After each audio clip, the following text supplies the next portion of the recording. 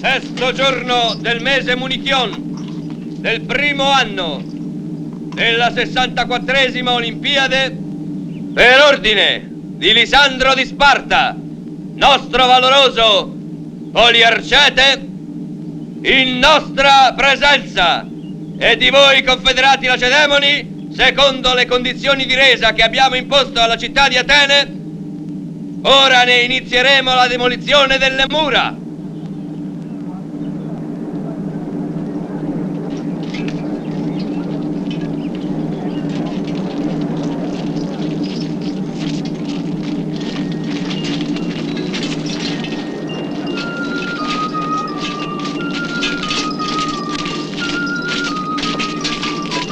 Eseguite.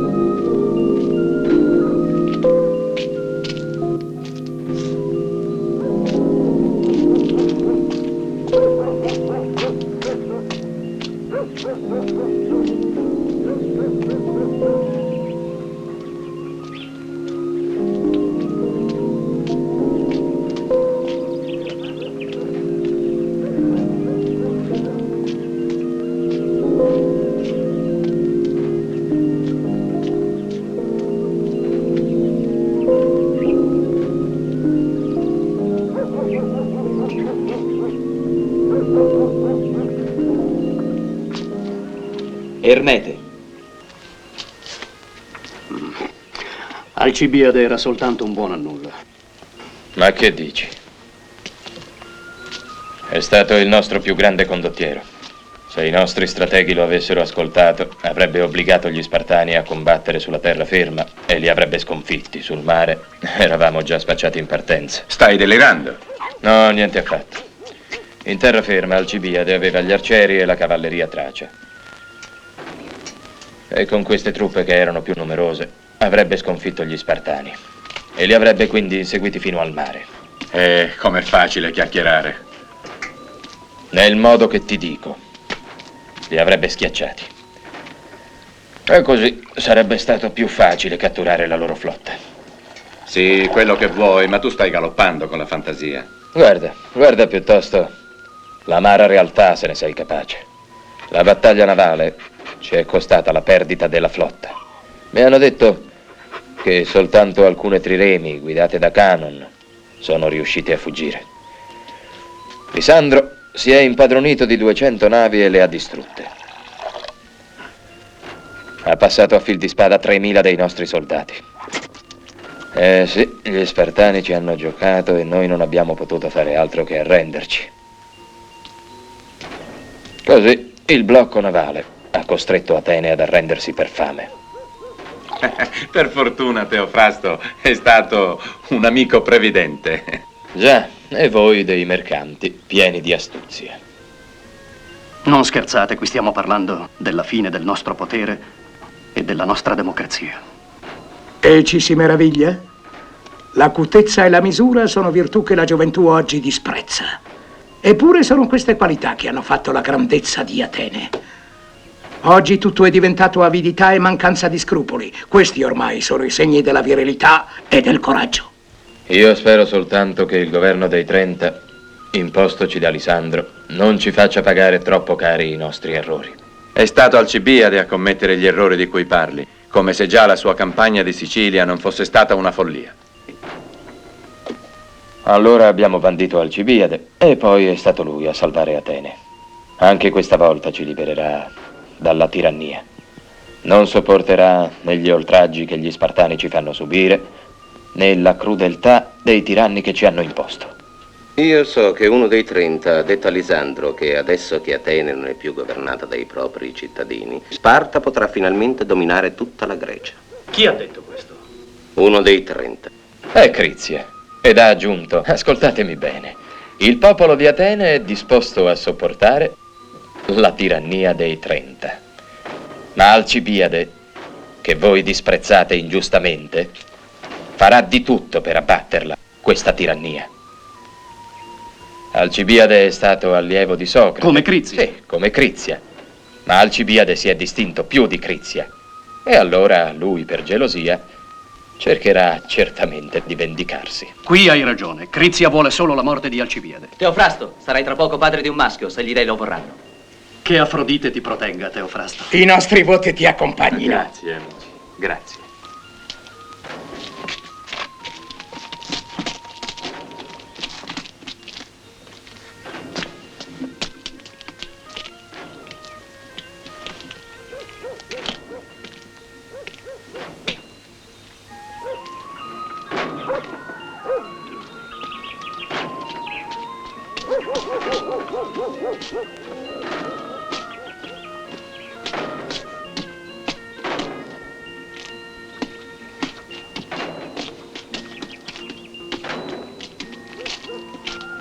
Ma non andiamo a casa di Focione? Io non vi seguo, sono stanco. Come vuoi.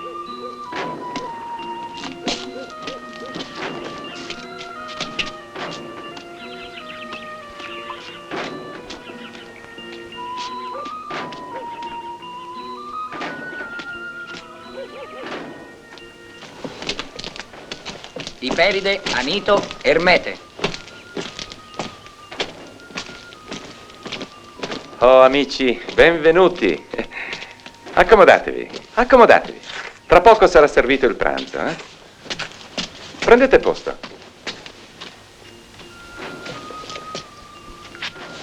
E le suonatrici di flauto non vengono? No, non vengono. Per ordine di Lisandro tutte le suonatrici di flauto sono state radunate davanti alle mura per celebrarne la demolizione. È quello che stanno facendo ora gli Spartani. E questa bella festa non è finita? No. Ma le manderanno? Sì, il Corifeo te le invierà appena può. Le attenderemo per banchettare. La demolizione delle nostre mura non deve abbatterci. Vedrete che segnerà l'inizio di una nuova bellissima era. Ammiro il tuo ottimismo. Ma per ora i cittadini ateniesi si preoccupano molto di più dei loro intrighi piuttosto di un qualsiasi grande avvenire e approfittano della disfatta per regolare tutti i vecchi conti. È così. Tutti dicono che i 30 hanno già ricevuto centinaia di denunce. La nostra città d'altronde è sempre stata una città di spioni. Qui è una professione lucrosa e facile. Ne abbiamo in abbondanza di esempi da citare. E sarebbe terribilmente monotono elencarli tutti. Soprattutto è l'invidia che spinge i nostri concittadini a distruggersi l'un l'altro.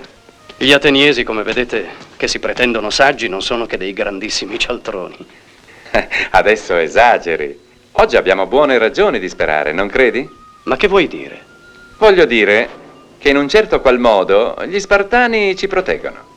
Quando Lisandro ha chiesto al Consiglio dei Confederati cosa si doveva fare di Atene sconfitta, un tebano ha proposto che fosse rasa al suolo e che divenisse terra da pascolo. E noi venduti come schiavi. Tutta l'assemblea ha approvato questa proposta, ma non si sono messi d'accordo sul metodo migliore da adottare. Ne è seguita una gran discussione fino al banchetto in onore del capo vittorioso. Tutti si sono messi a tavola e la decisione è stata rimandata più tardi. Alla fine del banchetto, un cantore focese, accompagnandosi con la lira, ha intonato il coro dell'Elettra di Euripide e tutti i convitati, entusiasti, hanno dimenticato la precedente decisione. Come avevano potuto pensare, anche per un solo istante, di perpetrare un crimine così abominevole come la distruzione di una città tanto famosa, madre di sì grandi artisti? Se quell'assemblea fosse stato un consiglio ateniese, avrebbe preteso la condanna a morte di Euripide. Invece di sentire dell'ammirazione, avrebbe avuto invidia. Perciò dobbiamo bere alla salute degli Spartani. Che il pranzo sia servito. Ebbene, in ogni modo, ho sentito dire che gli Spartani faranno domani una distribuzione di vettovaglia. Distribuiscono i viveri! I viveri! Che qualcuno chiuda la bocca a questa cornacchia. Sempre sileno! Pulcioso! Canaglia! Socrate, ti hanno trattato da pulcioso.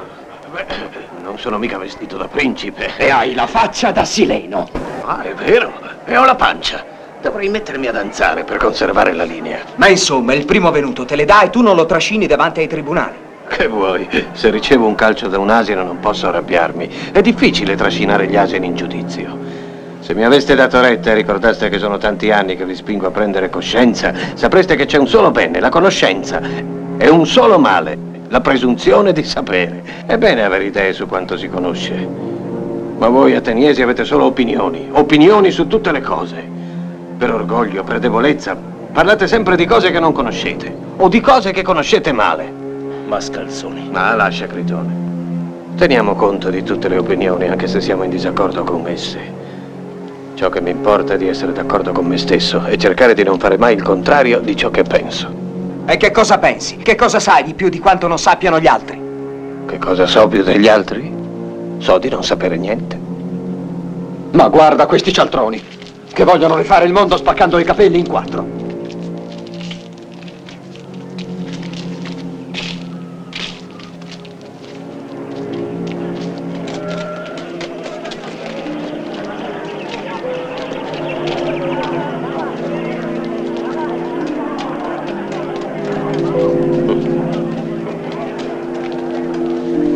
Gli ateniesi sono molto strani, Mileto, e non amano la verità. Il caso è più grave di quello che pensi, Ermete. Socrate, che è stato un soldato e un cittadino esemplare, è diventato anche lui un mostro di orgoglio. Ricordati che quando era Pritanno è stato il solo a voler impedire che si portasse direttamente all'assemblea del popolo la causa contro quei generali che avevano abbandonato in mare, senza sepoltura, 2000 cadaveri dei nostri.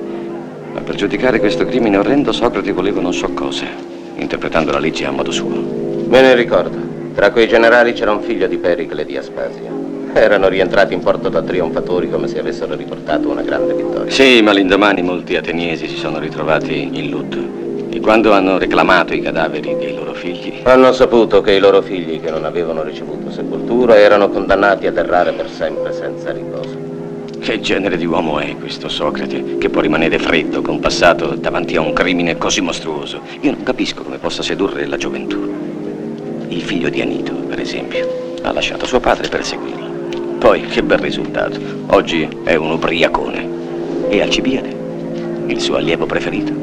Sì, con lui le cose non potevano andare peggio. È proprio a questo allievo di Socrate che dobbiamo la nostra disfatta.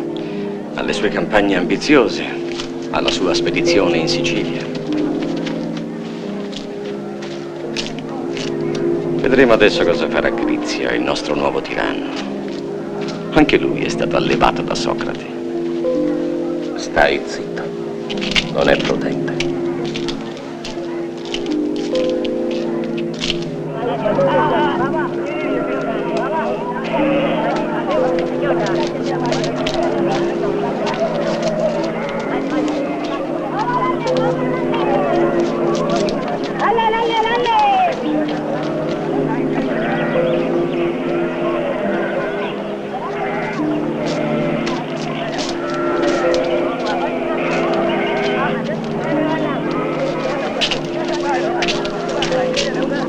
dovresti comprare qualche altra cosa da mangiare per la tua famiglia? Ah, sì, è vero, sì. È 2 giorni che giro per la città e ho completamente dimenticato che ero uscito di casa per comprare il pane.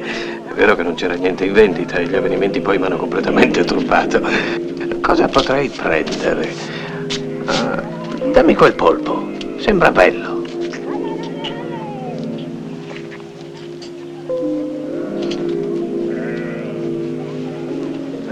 No.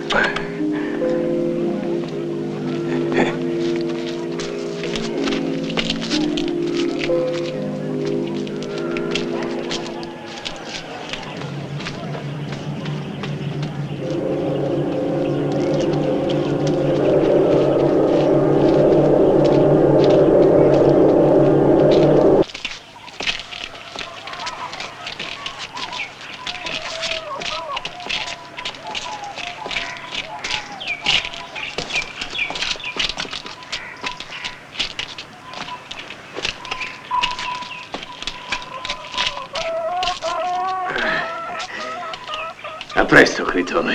E a presto voi altri. Arrivederci.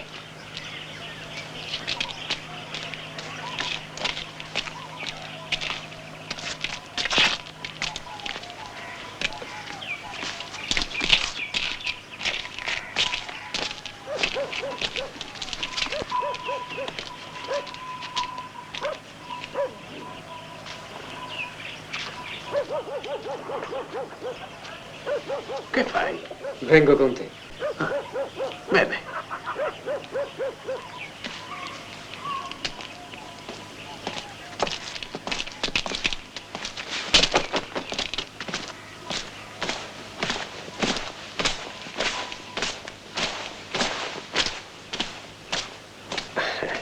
Ti ho portato da mangiare.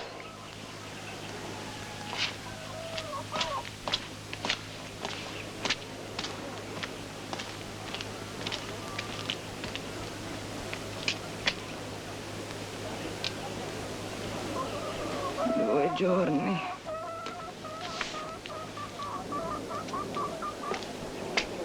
Due giorni d'angoscia. Con gli spartani ovunque, la città piena di pericoli. E torni a casa perché ti si faccia da mangiare, te ne infischi se i tuoi figli hanno fame, per te conta ad andare a chiacchierare con i piedi nella polvere.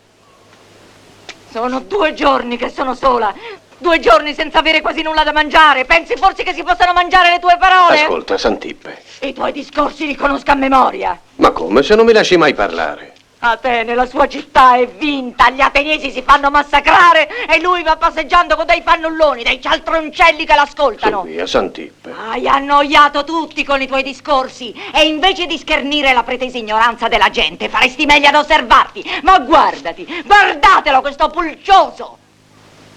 Adesso che Atene è vinta avrai finalmente il pretesto per non andare più alle assemblee e guadagnerai così il pane per la tua famiglia. Parlare per parlare, fatti almeno pagare da quelli che ti ascoltano, fai come Ippia. Fatti richiedere dai figli di papà, quelli sono abbastanza stupidi per darti denaro. Ma io non so nulla, Santippe. E questa conoscenza non si vende. La conoscenza, ma il pane, quello si compra. E credi che si possa vivere solo di queste croste?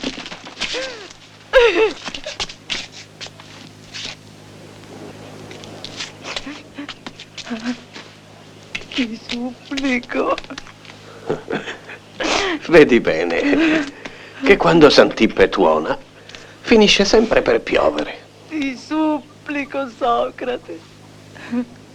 La sciagura è su di noi e l'odio è dappertutto. Sta attento.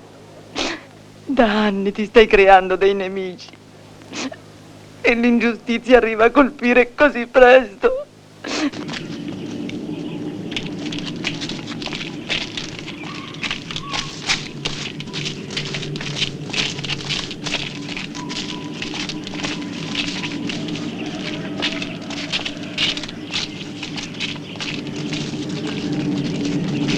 Che fate? Voi non avete il diritto di passare di qui. Andatevene!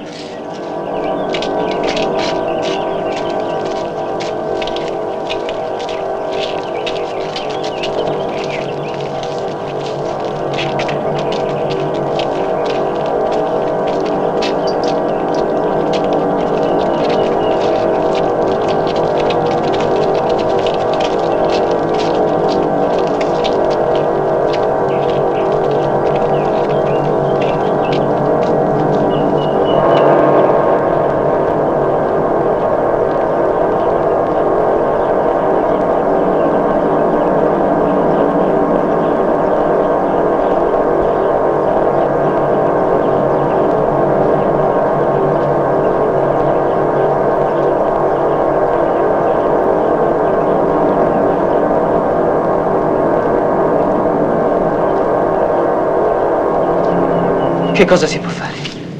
È giorni che agonizzano e nessuno si può avvicinare per soccorrerli o alleviare le loro sofferenze, magari con un colpo solo.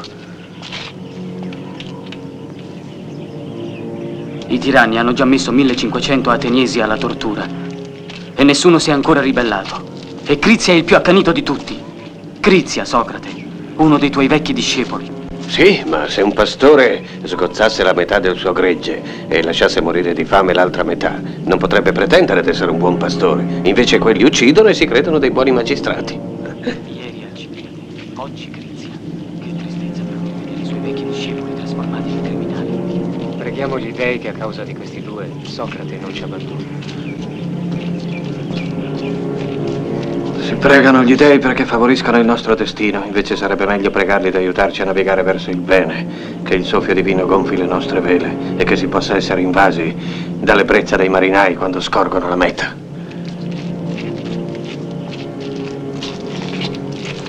Perché? Perché Alcibiade e Crizia non hanno coltivato la ragione? Perché non hanno fatto il silenzio in loro stessi per udire ciò che gli dei gli ispiravano?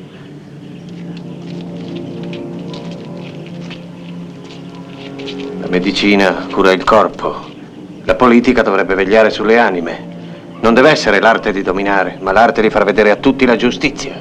Vieni, Socrate, allontaniamoci da qui.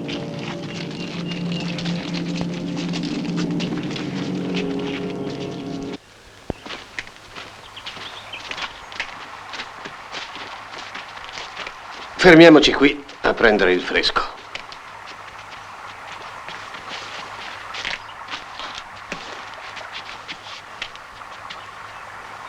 Poco fa, parlando di Crizia e degli altri tiranni, hai adoperato la parola follia.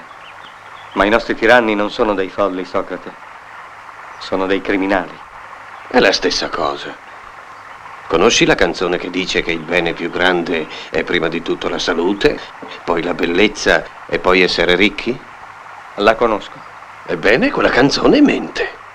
La più grande felicità è essere giusti. È un bene così grande che quelli che fanno il male sono dei folli. È per questo che ho usato la parola follia.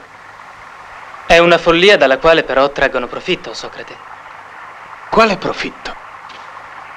La ricchezza? Il potere sugli altri uomini? Ma quando perderanno il potere, che cosa resterà a loro?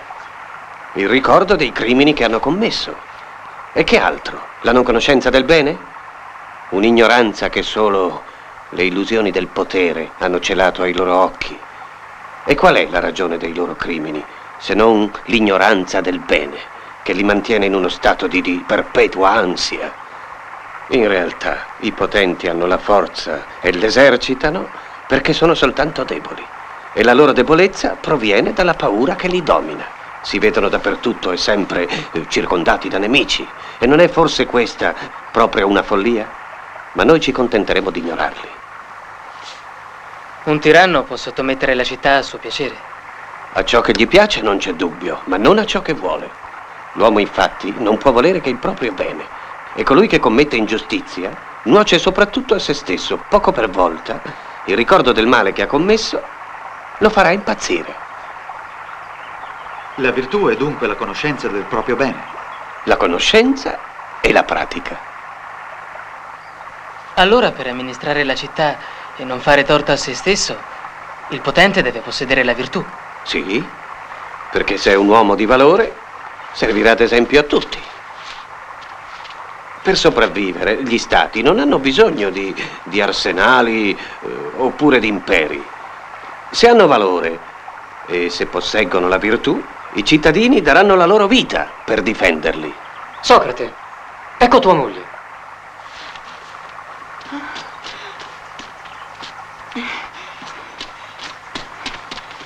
Sono 2 ore che ti cerco e tu te ne stai qui a dire belle frasi del tutto inutili. E cosa c'è, cara mia? Perché mi cerchi con tanta ansia? Sei convocato al Tolos da Crizia in persona. Cosa vogliono da te? Non ti preoccupare, lo vedremo. Mentre tu chiacchieri, gli altri agiscono. Perché? Che fanno?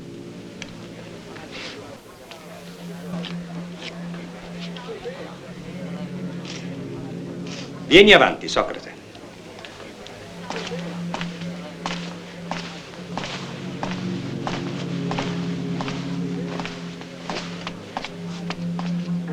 Ti accusiamo di violare la legge che proibisce l'insegnamento dei cavigli oratori. Ma io sono deciso ad obbedire alle leggi, a questa come alle altre. E per meglio sottomettermici, vorrei che tu mi spiegassi cosa intendi per cavigli oratori. Vuoi dire che insegno l'arte di convincere con furberia o la ricerca naturale della verità? Perché mi poni questa domanda dato che già conosci la risposta? Ti sbagli. Ti pongo la domanda perché cerco la verità, per te come per me. Infatti, se pensi che io, Socrate, utilizzo la parola della lingua greca per assicurarmi un qualsiasi potere sugli altri uomini, allora in questo caso approvo la tua interdizione. Ma non sai forse che io mi limito ad obbligare gli altri a pensare facendo loro delle domande e che il dialogo che ne scaturisce non ha altro scopo che creare la comprensione? Poco importa cosa so, ci contentiamo di darti un ordine molto chiaro. Non rivolgerti mai più ai giovani. Bene, ma perché io possa rispettare quest'ordine il più fedelmente possibile, dimmi, Callicle, secondo te, fino a quale età gli uomini sono giovani? Quelli che non hanno compiuto i 30 anni. Dunque, se devo comprare delle olive da un mercante che ha meno di 30 anni, non posso chiedergli il prezzo. Non scherzare con noi, Socrate. Ci hai capito benissimo. Vedo che volete impedirmi di parlare della giustizia. Rispetta i guardiani del gregge, se vuoi che le pecore stiano in pace.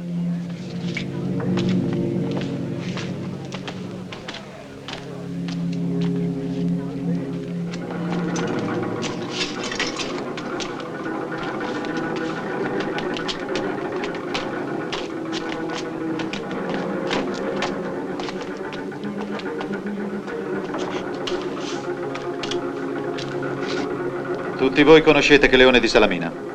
Lo abbiamo condannato a morte. Voi cittadini e tu, Socrate, siete stati designati ad impadronirvi di lui. Arrestatelo. Così potrete provare la vostra fedeltà alla patria e la vostra lealtà verso il nuovo governo di Atene. Andate e non perdete tempo.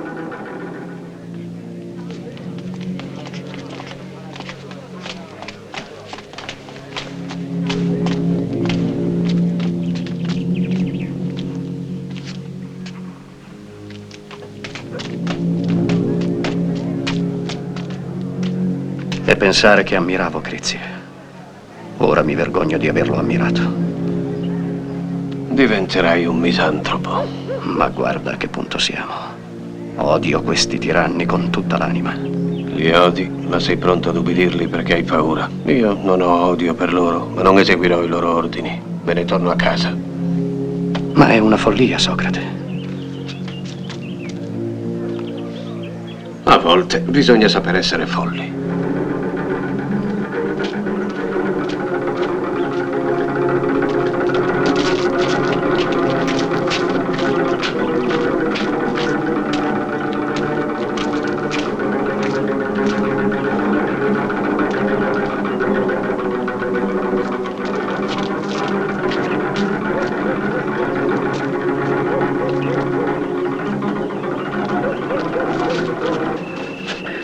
Perché non attacchiamo? Per fortuna hanno demolito le mura di Atene. Aspettiamo il segnale. Crasidolo vuole che ci impadroniamo dei posti di guardia. Sono spartani che li presidiano, non confederati, questo lo sai. Sì, lo so. In ogni modo non temo la morte, è meglio morire per Atene che vivere in esilio. Se i tebani non ci avessero accolto come hanno fatto, non saremmo qui stasera. Avrebbero potuto catturarci e consegnarci ai 30 tiranni, che ci avrebbero condannati a morte. Hai ragione. Non ho ancora capito perché i tebani prima si sono alleati agli Spartani per batterci e poi ci hanno dato asilo dopo la disfatta. Perché anche loro adesso temono l'egemonia di Sparta. Da questo nasce la loro generosità. La loro complicità, vuoi dire? Silenzio. E il segnale. Andiamo.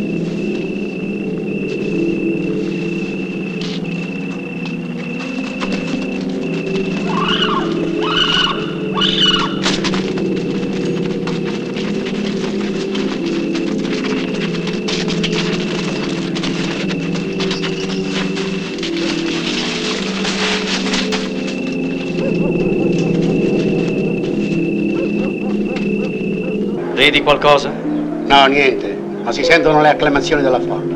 Trasibulo è il nuovo eroe del giorno. Sì, Crizzi è morto durante la battaglia del Pireo. Lo so da Erocle, il mio vicino, che ha preso parte al combattimento. È tornato prima degli altri perché ha la madre morente. È stato presente alla presa del forte di Filè. E anche alla battaglia del Pireo. È là che ha visto il cadavere di Crizzi e quello di Canicle. La presa del forte di Filè è stato un colpo da maestro, in piena notte e di sorpresa. Quando ho saputo che la flotta spartana bloccava il porto del Pireo, ho proprio temuto uno scacco. Per fortuna Pausania ha dato ordine a Lisandro di evacuare tutte le guarnigioni spartane.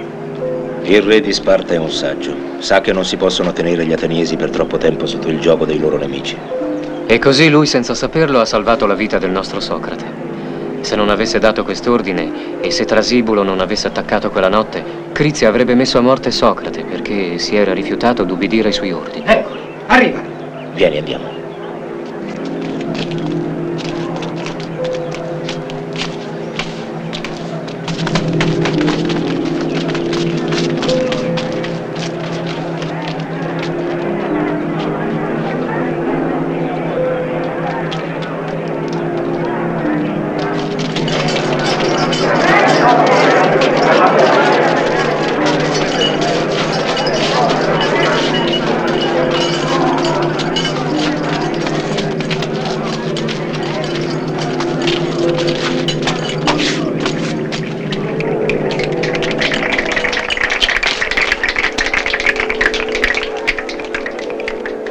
Popolo di Atene, la tirannia è morta, la Costituzione democratica è ristabilita.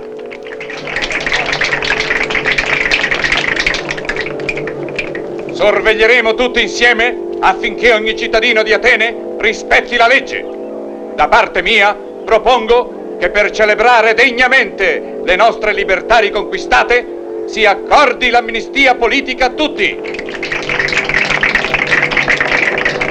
Coloro che tra noi si sono messi al servizio della tirannia verranno esiliati. Non macchieremo il nostro suolo con il loro sangue.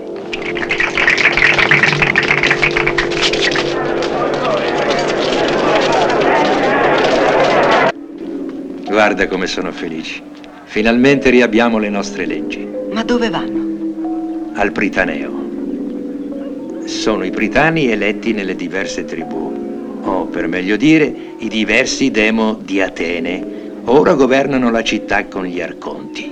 E ogni giorno l'epistato, ossia il capo dello Stato, viene scelto nei loro ranghi. E ciò avviene tirando a sorte. Fra tutti questi, ognuno di loro ha la possibilità di accedere al potere supremo. Ma solamente per un giorno? Solamente per un giorno, da un tramonto all'altro. L'epistato conserva il sigillo dello Stato, nonché la chiave del Tempio, dove è custodito il tesoro pubblico. Sarebbe imprudente consegnare il potere supremo ad un uomo, sia pure molto saggio, per un tempo maggiore. Un giorno potrei essere eletto anch'io. Come no? Se gli dei le vorranno e se la sorte ti sarà propizia. Può anche darsi, se darai prove di valore, che nella tua vecchiaia, come altri illustri cittadini, tu sia accolto al Pritaneo, senza assolutamente altra preoccupazione che quella di insegnare ai fanciulli il rispetto e l'amore per le nostre tradizioni.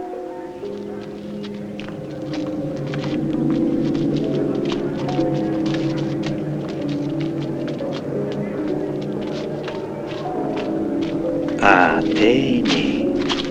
Guarda, tutti lasciano le impronte di Atene nella terra. E così è dovunque vada un ateniese.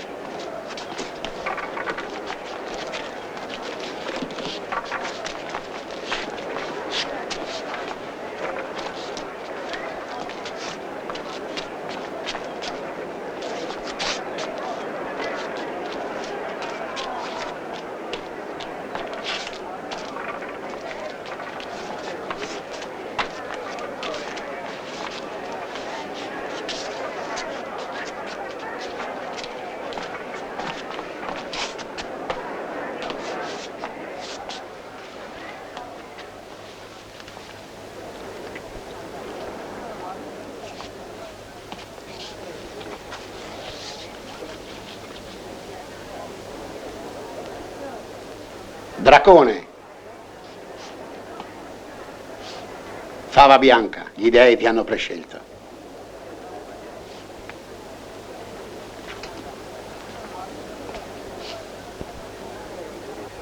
Alceo. Fava nera. I cittadini vedranno quanto io fossi pazzo, ben lo vedranno quando sopravverranno i fatti. Giù dalla nuvola cade la neve e la grandine affuria, e dalla scintillante folgore il tuono scoppia. Così nella città la rovina provien dai potenti e il popol diviene schiavo di uno solo per la propria stoltezza. È difficile dopo frenare un uomo che è stato troppo esaltato, perciò conviene sin d'ora avere... Socrate, stai a sentire. Ti ricordi di Aristofane? Aspetta. E voi altri, venite, ci divertiremo. Ti ricordi la commedia che ha scritto su di te? Te la recito. O Trinità Santa, o nembi, o vuoto, e tu, lingua mia capace, Trinità Santa, che con il tuo turbine hai scacciato il debole Zeus, ascolta la mia preghiera, ti adoro! Zeus l'Olimpico non è forse più il re degli dei? Tu non esiste nemmeno. E chi fa piovere? Tu. Le nuvole. Hai forse mai visto piovere con il bel tempo? E chi spinge le nuvole nel cielo se non il divino Zeus? Un turbine, ti dico. Un vasto turbine. Ma dimmi, che vuoi in verità da me? Vorrei io, Socrate, che tu mi insegnassi il modo di sbarazzarmi dei miei creditori. Ora io sono il creditore. Socrate, rendimi il mio denaro. Mio povero amico, devi aver sbattuto la testa, ti ripeti invano. Mi ripeto? Tu? Sì, ti ripeti. Ma rispondi alla mia domanda. Quando piove, cade ogni volta dell'acqua nuova o è sempre la stessa acqua che il sole ha ripompato? Io me ne infischio. Avanti, restituiscimi il denaro. Ma come? Vorresti il tuo denaro mentre ignori tutto delle cose celesti? Pagami almeno gli interessi, chiedo solo questo. Tu, gli interessi. Ma che razza di roba è? È il denaro che si aggiunge all'altro in proporzione al tempo che passa. Tu, buona risposta, ma dimmi, quando piove aumenta il livello del mare? No, rimane sempre uguale a se stesso. Tu, il mare non aumenta di una goccia e tu vorresti far aumentare il tuo denaro? Blasfemo! Blasfemo! Che ne pensi, Socrate? L'attore è bravo, ma il suo Socrate non esiste. È vero. Dimenticavo che ti pretendi maestro di virtù. Ti sbagli. Esercito semplicemente lo stesso mestiere di mia madre, che era ostetrica. Però non sono dei bambini che faccio nascere, ma la verità. E questo grazie ad un'arte che io e qualche dio conosciamo.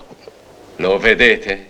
Ci porta dei nuovi dei. No, credo semplicemente ad una mia voce interiore, come voi credete ai presagi degli uccelli.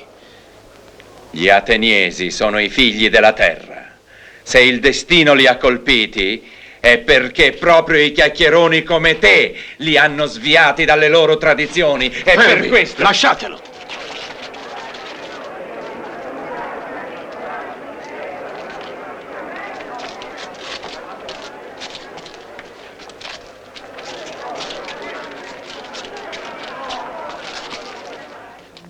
Quelli che vogliono vedere il sole si bruciano gli occhi se lo guardano in faccia. Devono studiarlo guardandolo riflesso nell'acqua.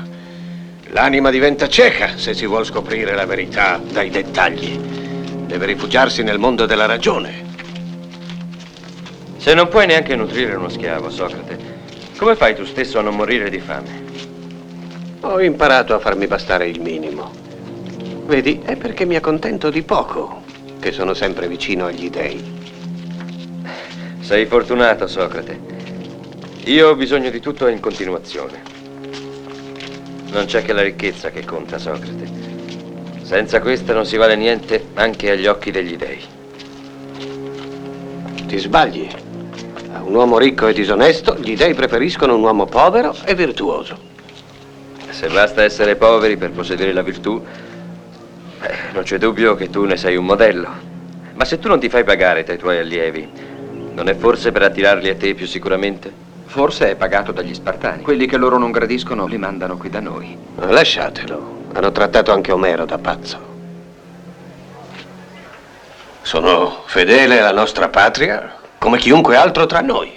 E tuttavia è stato Alcibiade, il tuo allievo preferito, che ci ha causato la disfatta. Alcibiade, il mutilatore delle erme, al quale tu hai insegnato il disprezzo delle tradizioni. No, gli ho semplicemente fatto capire che doveva saper riconoscere quel che la vita in continuazione ci porta di nuovo. E così vuoi parlare del suo tradimento e della nostra disfatta? E Crizia? Non ha detto come te che gli dei non sono che un'invenzione degli uomini politici? E Platone? L'altro dei tuoi allievi.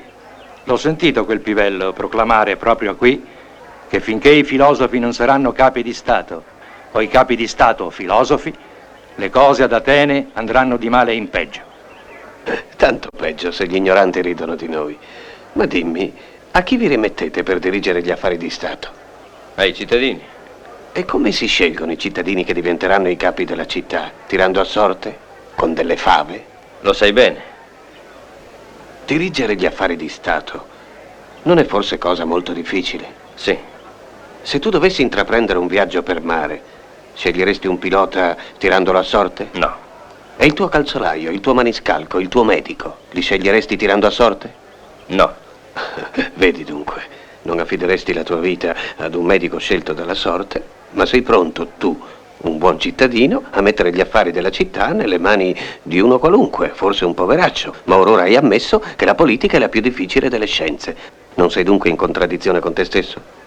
Siccome conosci tanto bene la politica, perché non ne fai tu stesso? Perché ho imparato al momento del processo dei generali che il posto di colui che combatte l'ingiustizia è in mezzo a tutti, nella massa e non negli incarichi pubblici. D'altra parte sono più utile se insegno la giusta pratica della politica ad un gran numero di cittadini, piuttosto che praticarla io stesso. Fai attenzione. Parli come quei filosofi stranieri che ci impestano con le loro dottrine. E ricordati che hanno condannato Protagora. È triste vedere che i tribunali di Atene si mettono al servizio della gelosia e della paura. Tu parli di giustizia, mentre gli altri parlano di patria. Dov'è dunque la tua patria, Socrate? Atene è la mia patria. L'ho dimostrato sul campo di battaglia. Ma seguito a credere che la terra è immensa e che molti altri popoli sono sparsi intorno al mare come le ranocchie al bordo d'uno stagno. La saggezza non è solo ateniese, o la forza spartana e la prudenza corinzia. Altri popoli posseggono queste virtù. Sono ateniese, ma sono anche un uomo, come tutti gli altri uomini della terra. Sta attento a quello che dici. Ti si può accusare di offendere i nostri dei e di disprezzare le nostre tradizioni. Le tradizioni hanno un senso solo se le possiamo valutare nel loro significato. Dobbiamo diffidare delle abitudini. Scelti a caso, per abitudine, i capi della nostra democrazia, quasi tutti ignoranti con la presunzione di sapere, possono essere facile preda del primo venuto e possono commettere ingiustizie. Ecco perché tutti i giorni possiamo misurare la forza della calunnia.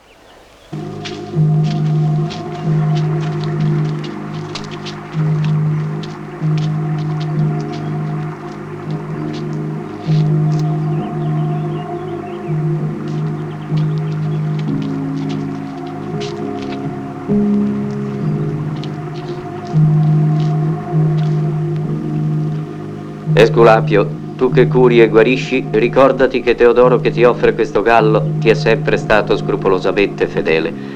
Non ti ha mai negletto. Accordagli la guarigione di suo figlio. Allontana dalla sua famiglia la malattia e la morte, e il tuo intervento lo preservi dalla collera di Ade e dall'inimicizia delle divinità infernali.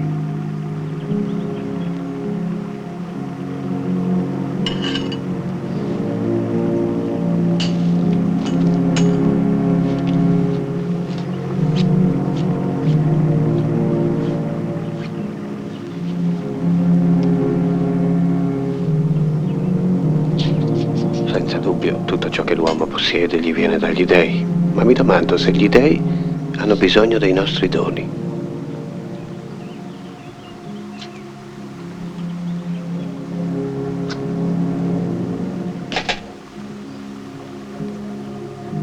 Teodoro ti offre questa coscia e questa carne perché tu ne possa respirare l'aroma. Esaudisci, Esculapio, la sua richiesta. Offrendo un gallo, un piccione, un agnello, ossia ben poca cosa, in cambio della protezione e dell'amore degli dei, l'uomo domanda la soddisfazione dei propri desideri. Vale a dire, molto. Con un gallo sperano anche di essere risparmiati dalla morte. Li posso capire, Socrate. La morte è orribile e senza dubbio tanto più dolorosa della nascita.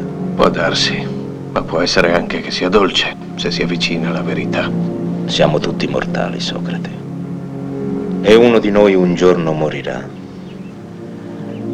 Se la morte sarà dolce e significherà liberazione, con gioia sacrificheremo un gallo a Esculapio. È promesso, Critone. Intanto io credo che la morte sia una liberazione. Se non ne posso avere la certezza mentre abito il mio corpo, delle due cose una. O la conoscenza mi è interdetta, oppure l'avrò solo con la morte. E tu sai quanto sono curioso. Che io muoia, Esculapio, circondato dai miei amici, penetrato nella speranza di trovare nell'aldilà il riposo della conoscenza.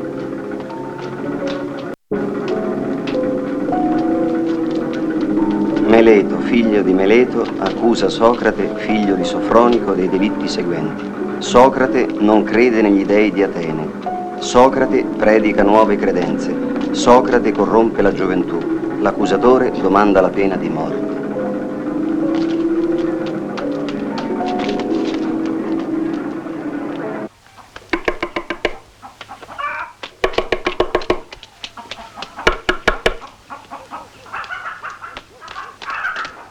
Socrate! Socrate! E allora, cos'è che ti fa correre così di buon mattino? Un'accusa contro di te è stata fissa alla porta del palazzo dell'Arconte. Devi vederla al più presto. Ma è un'accusa molto grave. Te l'ha fatta un certo Meleto.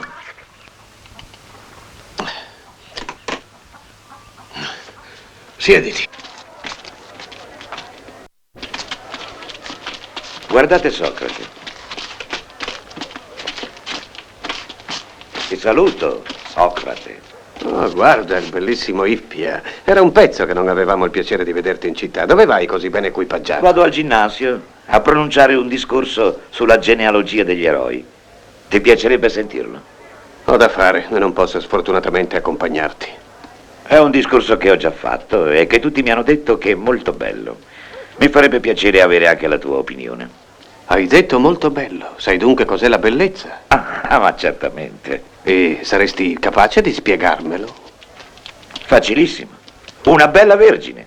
Socrate, ecco che cos'è bello. Una buona risposta. Ma dimmi, Ippia, si può dire che una bella giumenta è bella? Sì, al mio paese ci sono giumente di gran bellezza. E una bella pentola, Ippia, si può dire che è una bella cosa? Non capisco, mio caro Socrate, che tu ti possa servire di un oggetto così prosaico per parlare di cose così elevate. Ah, che vuoi farci? Sono soltanto un buzzurro. In ogni modo devi ammettere anche tu che una bella pentola è bella. Sì, può darsi. Però la più bella delle pentole a confronto di una bella vergine è brutta. Come la più bella delle vergini sarà brutta se si confronta ad un dio, non è questo che dici? Esattamente. Eppure mi hai detto prima una bella vergine, ecco che cos'è bello. Adesso mi dici che se si confronta ad un dio è brutta, ma non può essere bella e brutta allo stesso tempo. Vedi, non mi dici ancora che cos'è la bellezza. Te lo spiegherò un altro giorno, quando vorrai. Ti saluto.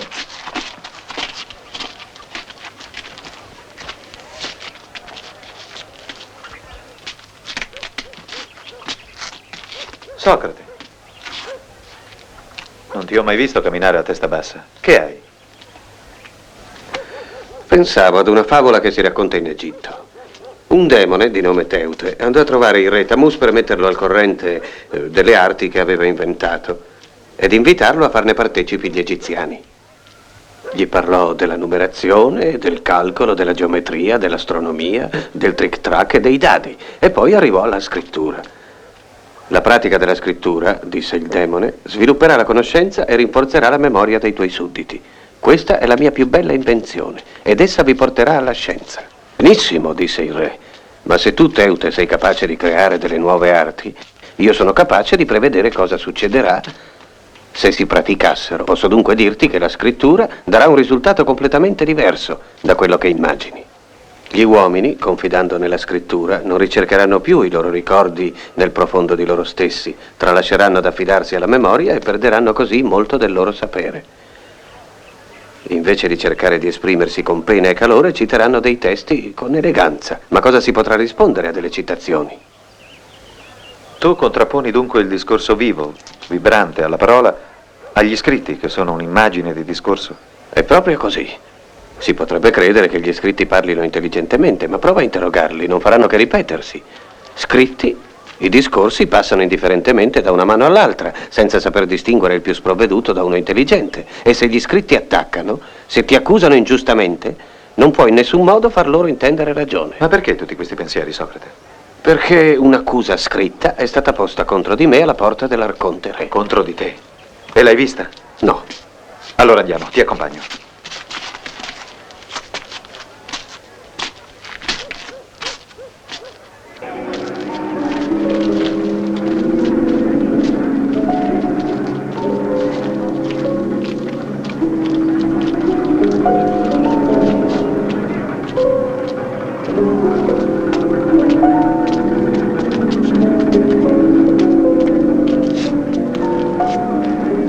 Che vieni a fare qui, Socrate? Ti sei messo anche tu a frequentare il portico dell'Arconte? Io sono qui perché ho appena affisso la richiesta di un processo davanti all'Arconte Re. E io sono qui perché mi si vuole trascinare in giustizia per ragioni di Stato. Chi è il tuo accusatore? Meleto. Non mi sembrava così ostile. M'accusa, m'hanno detto, di aver introdotto il culto di qualche nuova divinità a scapito dei nostri vecchi dei. È certamente a causa di quella voce soprannaturale che dici di sentire dentro di te e che ti ispira. Un innovatore in materia religiosa è un genere di calunnia alla quale quasi tutti sono molto sensibili. Gli ateniesi non sopportano che uno di loro abbia il minimo sapere personale per ciò che riguarda gli dei. A me, per esempio, quando mi succede di predire l'avvenire davanti l'assemblea del popolo, ridono di me come di un pazzo. E credimi, tutte le mie predizioni si sono verificate. Vedrai. Tu te la caverai dal tuo processo, ma io otterrò soddisfazione con il mio. Contro chi hai deposto la tua accusa? Contro mio padre. Tuo padre? Ahimè sì, Socrate. E di cosa lo accusi? Di omicidio. Ha forse ucciso qualcuno della famiglia? No. Ma perché mi fai questa domanda? Beh, non trascineresti tuo padre in giustizia per l'uccisione di un estraneo. E perché no? È strano, Socrate, che tu faccia differenza fra la morte di un estraneo e quella di un congiunto. La sozzura è la stessa. E se uno è a conoscenza di un crimine, deve purificarsi perseguendo questo assassino, chiunque sia il criminale e chiunque sia la vittima. Ma cos'è successo? Il morto era un uomo di fatica in una delle nostre fattorie. Aveva bevuto ed ha colpito un compagno e l'ha ucciso. Mio padre l'ha fatto allora gettare in un fosso e ha mandato qualcuno ad Atene per sapere come trattare la cosa. Nel frattempo non si è preoccupato dell'uomo che intanto moriva nel fosso. La gente mi rimprovera dicendo che è empio da parte di un figlio accusare il padre e che non sanno, Socrate, cosa è la pietà. Io lo so. Non ci sarebbe differenza tra la gente comune e me se non lo sapessi. Allora, mio caro, spiegamelo, te ne prego. Questo mi sarà utile per il mio processo. È pietoso quello che faccio. Perseguire in giustizia colui che è colpevole di un crimine, anche se è il padre, la madre, il figlio. Zeus, il più giusto degli dei, ha incatenato suo padre Urano per punirlo perché aveva divorato i propri figli. Considerate le accuse che sono formulate contro di me, non sono affatto disposto a parlare della divinità, ma fra noi credi proprio che le cose si siano svolte così fra Zeus e suo padre? Certamente. E conosco dettagli più curiosi di quelli che il volgo comunemente conosce. Credi dunque che vi siano dei conflitti fra gli dei? Sì. E potrei sulla storia degli dei raccontarti delle cose che anche tu, Socrate, ne resteresti meravigliato. Dimmi piuttosto, sempre per il mio processo, che cos'è la pietà? Quello che è gradito agli dei. Ecco ciò che è pietoso. Quello che non amano è empio. Ma se mi hai detto che gli dei lottano gli uni contro gli altri. E infatti, Allora litigano come gli uomini su quello che è buono o cattivo. È evidente. Così, secondo te, una stessa cosa può piacere a un dio e dispiacere a un altro dio. Certamente. Il fatto che vuoi punire tuo padre può dunque piacere a Zeus e dispiacere a Urano. Piacere a Efasto e dispiacere a Era. Sì. Allora, se capisco bene, una stessa azione può essere allo stesso tempo gradita e sgradita agli dei, ossia allo stesso tempo pietosa ed empia. Ma è impossibile, Eutifrone. Ti supplico, dimmi che cos'è la pietà. Un'altra volta, Socrate. Ho da fare e ti saluto. E adesso occupiamoci del nostro processo.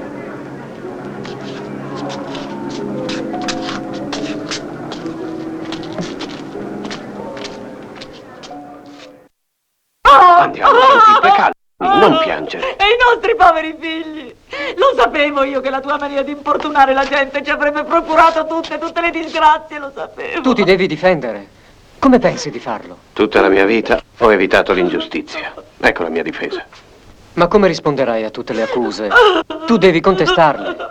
No, non piangere, Santippe, non piangere, no. Socrate, te ne supplico.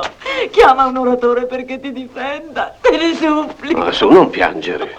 E per farti piacere, lo chiameremo. Rivolgiti a Lisia, Socrate. È il più grande oratore di Atene. Va a chiamare Lisia. Spiegagli. Digli che Socrate è in pericolo, che lo deve difendere. E prima di tutto l'esordio, la rituale invocazione, poi l'elogio dei tuoi giudici, di nobile nascita, della razza di Atena, conservatori d'una saggezza tutta divina, eredi degli eroi della Grecia omerica, d'una tale maestà che solo a vederli le potenze malefiche indietreggiano e i nemici di Atene sono sconfitti. Che ne pensi? In secondo luogo, la narrazione. Potrei dire, per esempio, gli accusatori di Socrate, gente di buone intenzioni, ma di debole giudizio, animi eccitati, senza spirito critico, davanti a questa divina assemblea propongono il caso di un uomo che in alcuna maniera merita che voi me ne occupiate.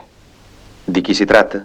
Di Socrate, ben conosciuto da anni per essere un originale pieno di dolcezza. Di cosa si tratta? Di dottrine che si pretendono nuove e atte a turbare la gioventù. Questo ti va? La mia argomentazione sarà semplice e si limiterà a essere l'illustrazione del mio esordio.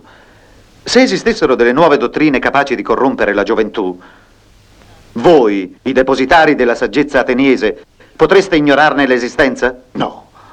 Molto prima dei nostri accusatori avreste conosciuto queste dottrine e rifiutate con forza. E quanto all'affermazione che Socrate può corrompere la gioventù, sapete che cosa vuol dire? Che si tratta tutt'al più di qualche giovanotto troppo debole per praticare i nostri giochi e che si consola della sua debolezza interessandosi alle originalità di un vegliardo. Continuo. Adesso, per la digressione d'uso, svilupperò l'essenziale della mia orazione. Che meraviglioso paradosso. Vedere in Socrate solo un vegliardo del quale si può ridere e dimenticare il suo passato. Quel passato del quale siete la memoria vivente. Ve lo ricordate? Socrate è stato un soldato pieno di coraggio, pronto a dare la sua vita per difendere i nostri dei. È stato un atleta indurito a tutti i rigori dell'inverno. È stato un giudice rispettoso fino alla mania delle leggi da voi stessi emanate. E chi può rimproverare a delle anime semplici la loro dedizione? Poi, nella mia perorazione, domanderò la tua grazia. No, ateniesi. Accusare Socrate è un'offesa che si fa a voi. Da quando lo conoscete avete sempre avuto molta indulgenza per le sue bizzarrie. Rispettate la vecchiaia d'uno dei vostri compagni di cammino. Non appannate gli ultimi anni di un uomo che la morte, ahimè, verrà in ogni modo a rapirci. Assolvetelo. Con questo discorso, che tipo di bene credi di fare ai giudici? Ma è a te che voglio far del bene, Socrate, non ai tuoi giudici. Saresti dunque pronto a far loro del male per farmi del bene? Certamente. E come puoi fare del bene a me se fai loro del male? Pensi senza dubbio che il più gran bene è la vita. Sì. La vita nella menzogna o la vita nella verità? La vita nella verità. Ma se rispondi alle menzogne dei miei accusatori con altre menzogne, se li persuadi compiacendoli, la vita che mi verrebbe dalla tua eloquenza non sarebbe appannata da questa furberia? No, Lisia. La vita non merita di essere conservata che nella gioia. E la sola gioia per l'uomo è la ricerca della verità senza deviazioni. La vita vale se si spera di trovare un giorno la verità. E la verità, come le stelle, è molto difficile da raggiungere. Dalla pianura, come dall'alto delle montagne, si guardano le stelle, senza avere la sensazione di essercisi avvicinati. È lo stesso per la verità. Non è necessario avvicinarsi per vederla. Vuoi dunque farti condannare? Se la democrazia vuole la mia morte, deve avere le sue ragioni.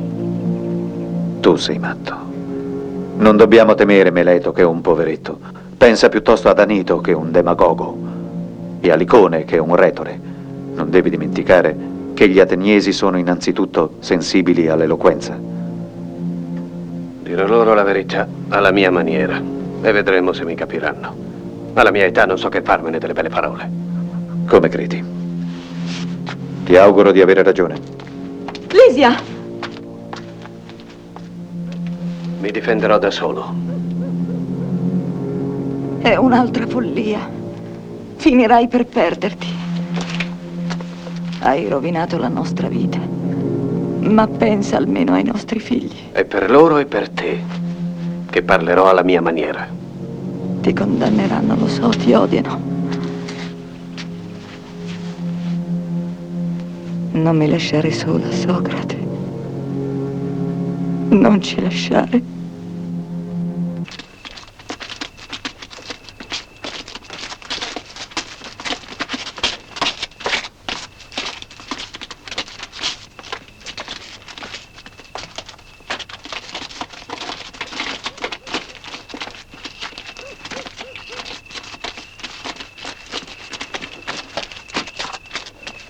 (993) 994 995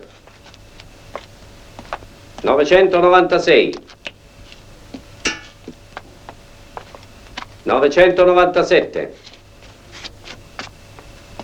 998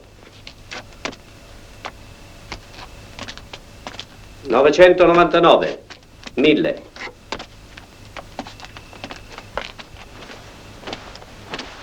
Oh, Erpete, che fai qui alla tua età? Che dici? Argaio. La mia età, ho compiuti 30 anni. E con il consenso degli dei Fava nera. posso benissimo partecipare come giurato al tribunale. Ho già prestato giuramento. Per Zeus, come passa il tempo. Ti credevo molto più giovane. Fava nera. Antimaco.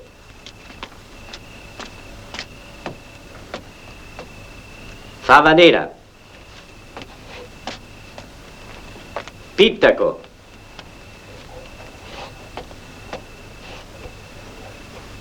Fava bianca.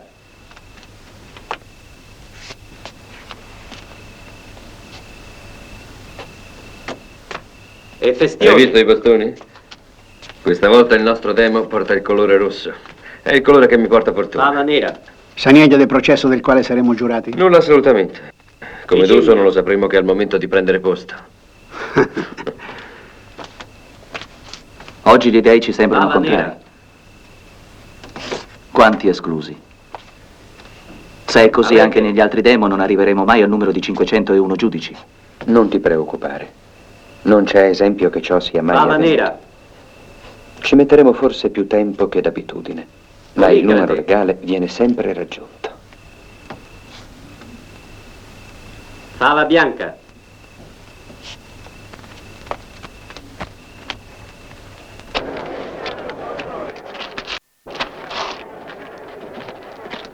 Ehi, dimentichi la tessera. Senza questa non avrai i 3 oboli che ti spettano alla fine del processo.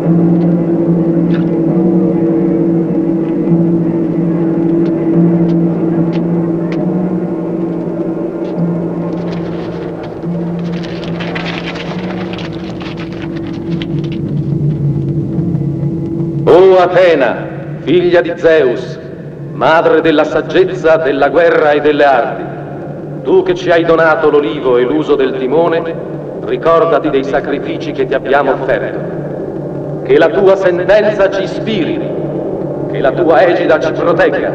O tu Atena la valorosa, o tu Atena la dea invicta.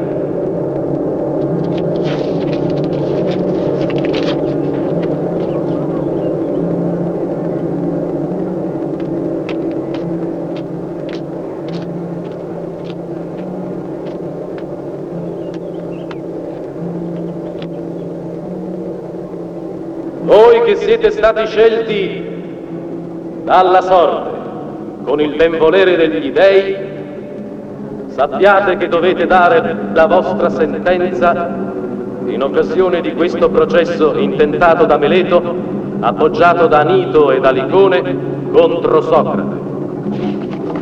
Meleto, figlio di Meleto, accusa Socrate, figlio di Sofronico, dei crimini seguenti. Primo, Socrate non crede negli dei di Atene. Secondo, Socrate propone nuove credenze. Terzo, Socrate corrompe la gioventù. L'accusatore domanda la pena di morte. La parola è al primo accusatore. La parola è a Meleto.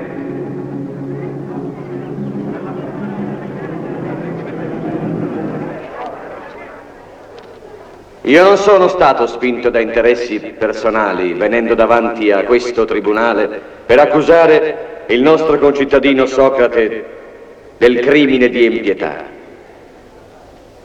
È per l'amore di Atene. Socrate pretende di sostituire al culto dei nostri vecchi dei il culto di nuovi demoni, dei quali del resto si guarda bene dal precisarne la natura. Perché è sempre assai più propenso a distruggere piuttosto che a costruire. Questo crimine, ora che abbiamo ritrovato la pace, minaccia di scatenare contro la nostra patria, contro Atene, la giusta collera dei nostri dei.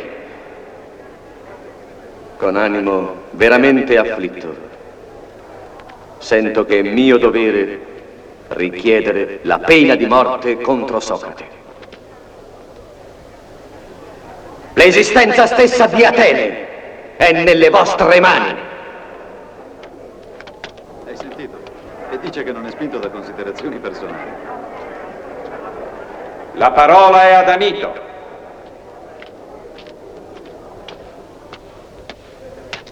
Ateniesi, Mi conoscete ormai da molto tempo e sapete quanto amore io nutra per la nostra città. Per colpa di Socrate noi abbiamo già subito una grande sciagura. Gli dei non ci hanno risparmiato e la giusta punizione che abbiamo sofferto.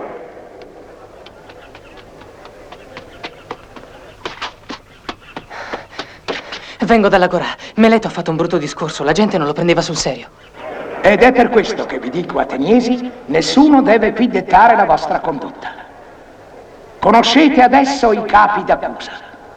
Saprete, ne sono certo, conosco la vostra saggezza, prendere secondo coscienza la decisione che si impone.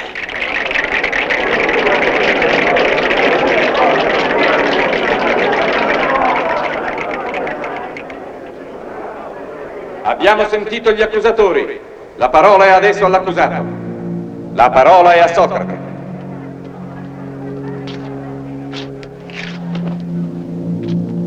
Vi hanno detto, ateniesi, che io ero un oratore. Io vi dico che alla mia età, ho 70 anni, non sarebbe bene che praticassi l'eloquenza. È la prima volta che compaio davanti a voi, sulla pedana di una corte di giustizia. Ma quanti mi hanno sentito parlare nelle strade, nelle pubbliche piazze, potranno dirvi che parlo qui come altrove, alla mia maniera, e cioè senza ricerche formali. Cerco solo la verità. La legge esige che prenda la parola per difendermi e mi difenderò.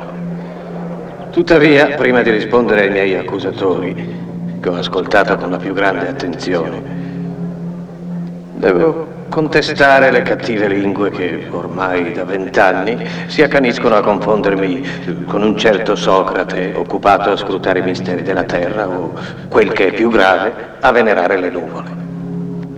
Un tale personaggio è solo nello spirito di coloro che m'hanno malignamente messo in scena, un ateo. E Aristofane o i suoi imitatori non nascondono affatto sotto le loro buffonate la gravità della loro accusa. Ora, il personaggio che vi presentano, che cammina nell'aria o che fa mille follie, più o meno scientifiche, delle quali non so nulla, non mi somiglia in alcun modo. Mi appello alla testimonianza di quanti mi conoscono. Quando si dice che mi occupo dell'educazione di molti giovani per farmi pagare e per insegnar loro a rendere giusta la causa ingiusta, si dice il falso. Io infatti mi accontento di cercare la verità. Se avessi la fortuna di essere sapiente come Ippia o come Gorgia, che voi tutti conoscete, certamente non esiterei a farmi pagare. Disgraziatamente sono ignorante e la mia sola conoscenza è di sapere che non so niente. Questa è una conoscenza che non si può vendere. Adesso qualcuno di voi potrebbe esclamare: ma dimmi, Socrate, se non hai nulla di straordinario, perché queste calunnie? E perché questo processo? E io gli risponderei: perché io posseggo la saggezza. Non vi indignate, vi prego, ateniesi. Il mio testimone è il dio di Delfi. Avete tutti conosciuto Clerofonte. Per me è stato un amico d'infanzia e la sua morte mi ha sconvolto. Per voi era un democratico, un uomo che, sotto la dominazione di Sparta, ha conosciuto l'esilio. Suo fratello è qui e testimonierà per me in sua vece.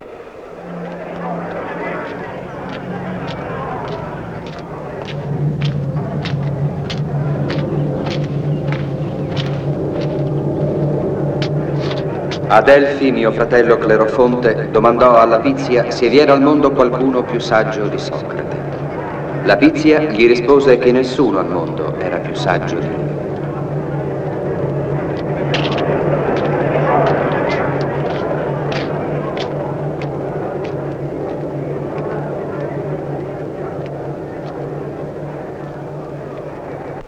Questa risposta dell'oracolo mi stupì, poiché non avevo la coscienza di essere saggio. Tuttavia, siccome l'oracolo non poteva mentire, mi sono messo alla ricerca di tutti quelli che passavano per saggi. con la speranza di scoprire il senso della parola divina. Dopo aver interrogato un gran numero di uomini tra i più eminenti, ho capito improvvisamente cosa voleva dire l'oracolo. Io ero il più saggio perché quegli uomini politici, quei poeti, quegli artigiani avevano la presunzione di sapere non sapendo niente, mentre io, Socrate, avevo sempre avuto la coscienza della mia ignoranza. Mi sono fatto molti nemici, perché spesso sono i personaggi più potenti, quelli che hanno i maggiori difetti. Ma sono rimasto al servizio del Dio che mi obbliga a cercare la verità. Anche se questa ricerca mi ha rivelato che quanti pretendono di essere saggi in realtà non lo sono affatto. Adesso mi rivolgo a Meleto, questo cittadino esemplare, e vi dico che questo Meleto è colpevole, perché mi trascina in giudizio, facendo finta di interessarsi a cose delle quali non sa nulla. Rispondi alla mia domanda, Meleto. Non dai forse una grande importanza all'educazione della gioventù? Sì, certamente. Dato che pretendi che sono io, Socrate, a corrompere la gioventù, sai sicuramente chi la rende migliore. Ebbene, rispondi. Il tuo silenzio potrebbe far credere al tribunale che tu non ne sappia nulla. Dimmi, chi può rendere la gioventù migliore? Sono le leggi. E chi ha la miglior conoscenza delle leggi? Guarda attorno a te, Socrate. Sono i tuoi giudici. Tutti oppure qualcuno tra loro? Tutti. Per Zeus, è una buona notizia. E quelli laggiù che ci ascoltano, anche loro hanno una buona influenza sulla gioventù? Senza dubbio. E i membri del Consiglio? I membri del Consiglio, anche loro.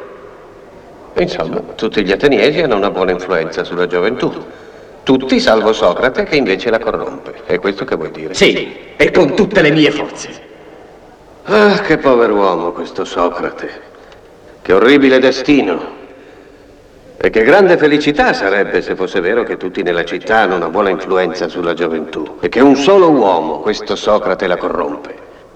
Hai dimostrato, Meleto, che non hai la minima conoscenza dei problemi per i quali mi hai trascinato in giudizio.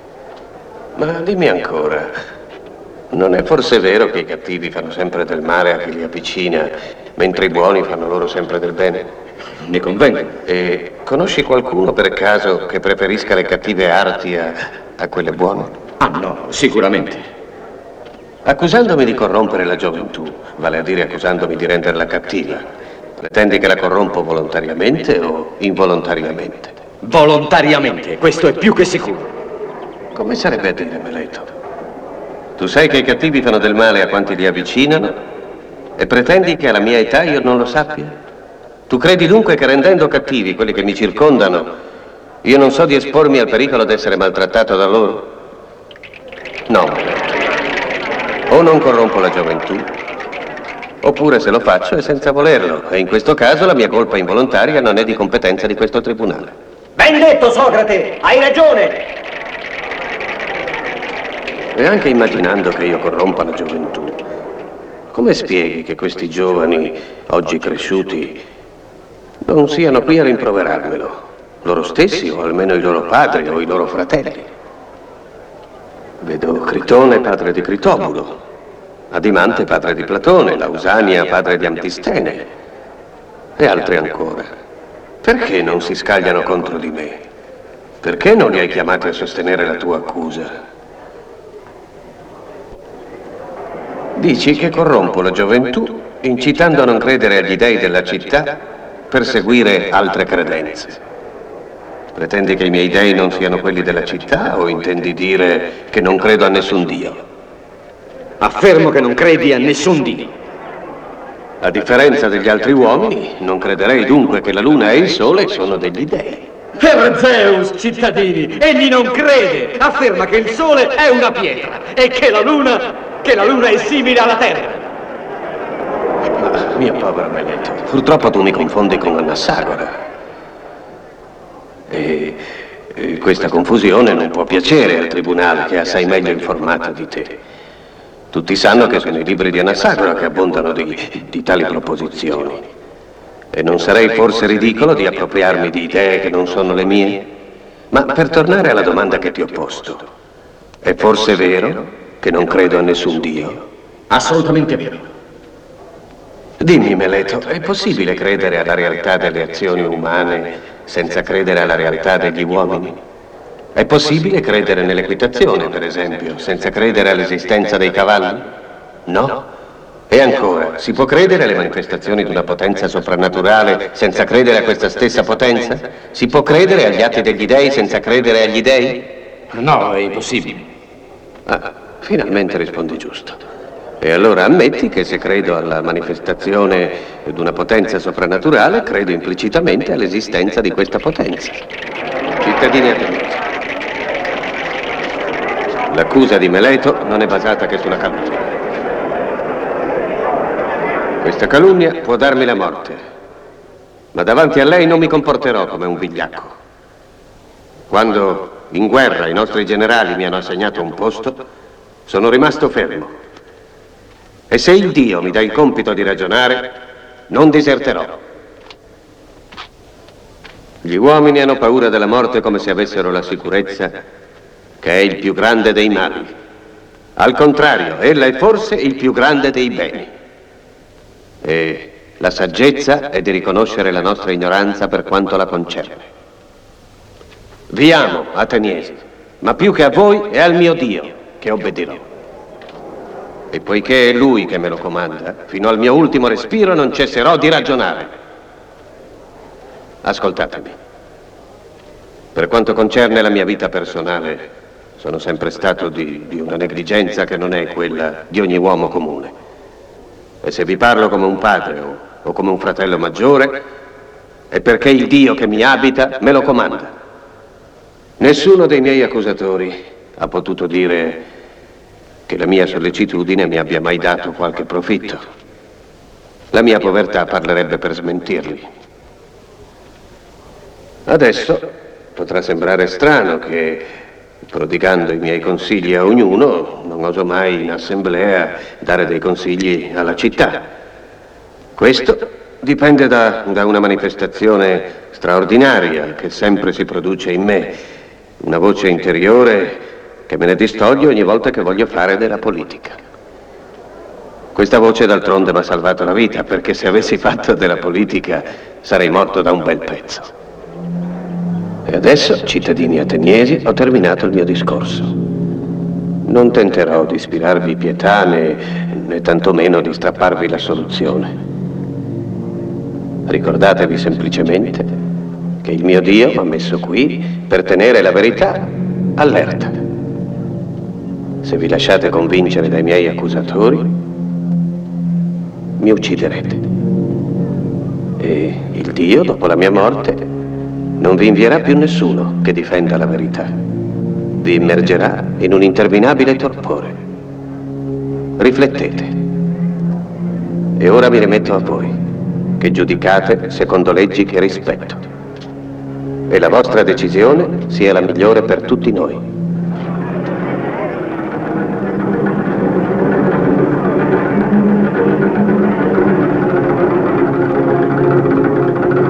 Si proceda adesso alla votazione.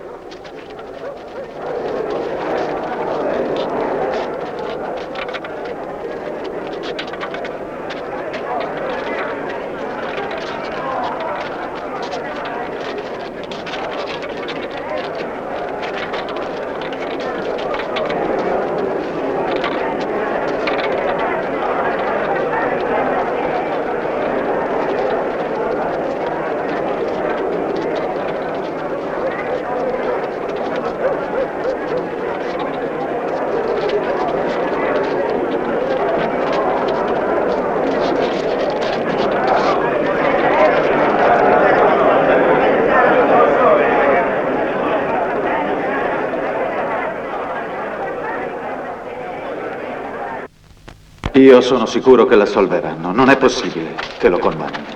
Io invece sono preoccupato. Purtroppo quella gente è quasi tutta sua nemica. Comunque sia, se è condannato, Socrate potrà sempre proporre la commutazione di pena in altra condanna. È la legge. Che può proporre? E chi lo sa. Egli è sempre imprevedibile. Sentiamo il risultato dello scrutinio. A seguito dello scrutinio dei voti, Socrate è dichiarato colpevole da una maggioranza di 60 voti. Cosa proponi per mitigare la tua pena? Hai di nuovo la parola.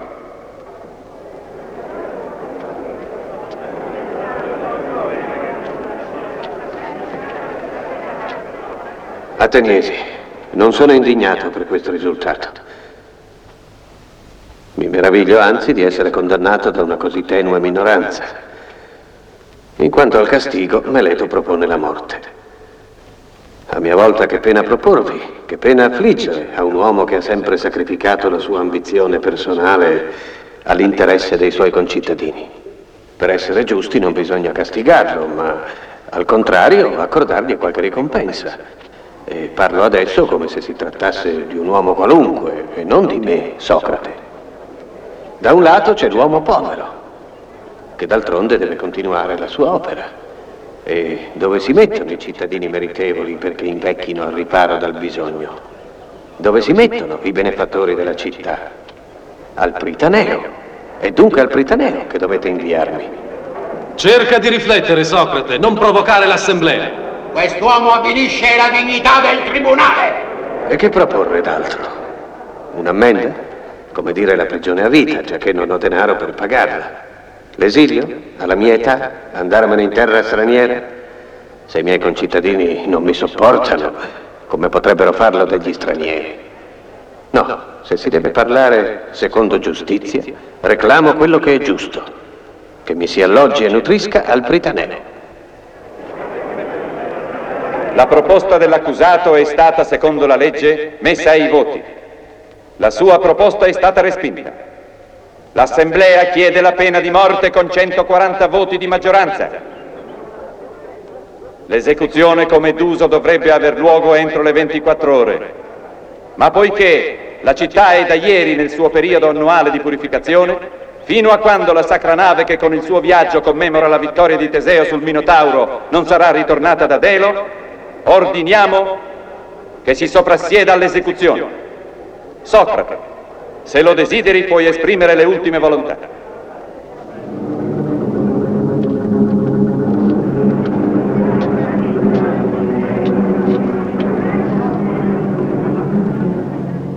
Cittadini d'Atene, se aveste atteso un po' di tempo, la morte sarebbe venuta da sé a liberarvi di Socrate. Usciremo da questa assemblea, io condannato a morte, e voi, miei giudici, condannati dalla verità. E tutta la vostra vita sarà segnata dall'ingiustizia che avete orora commesso. Né stamani, quando mi sono presentato davanti a questo tribunale, né prima, quando sono salito su questa tribuna, né in alcun momento di questo processo, la voce divina ha criticato il mio comportamento o le mie parole. Questo perché tutti gli avvenimenti di questa giornata erano voluti dagli dèi. In quanto alla morte, o è veramente un sonno eterno, oppure è il soggiorno dell'anima in una dimora eterna. Qualunque cosa sia, sono senza timore. Prima di morire, vi faccio semplicemente questa preghiera. Quando i miei figli saranno diventati degli uomini, se mai mostrassero la minima presunzione, tormentateli, come vi ho tormentato io. Se preferissero il denaro alla virtù, rimproverateli come vi ho rimproverato io.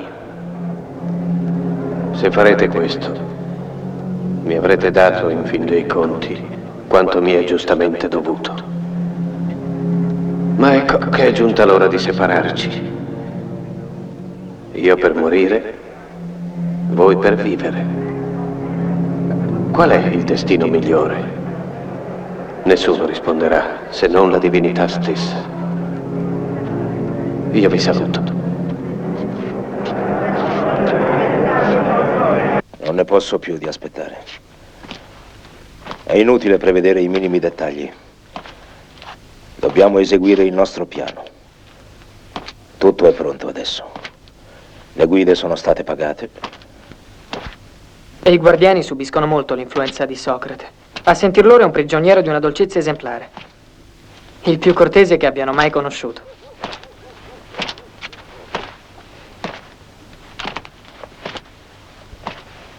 In quanto alle autorità, sembrano disposte a chiudere gli occhi.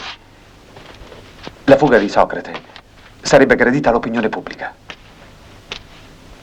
Non si può dire altrettanto se fanno eseguire la sentenza.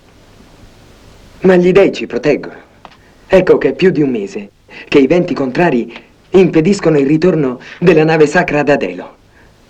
E questo mese passato a visitare Socrate nella sua prigione mi ha fatto conoscere la libertà. Quando penso che è addolorato, non perché l'assemblea l'ha condannato a morte, ma perché condannandolo ha commesso un'ingiustizia. Invece di cianciare, ora che la sua evasione è pronta, bisogna che qualcuno glielo vada a dire. I venti sono cambiati e la nave sacra può rientrare in porto da un momento all'altro. E se rifiutasse? È impossibile. No, con Socrate niente è impossibile. Epigene ha ragione. Platone dovrebbe metterlo al corrente. Ma Platone è malato. Allora Critone? Sì, Critone. Domani all'alba andrai a trovare Socrate. Parlagli e ottieni il suo consenso. Devi andare, Critone. Va bene, proverò.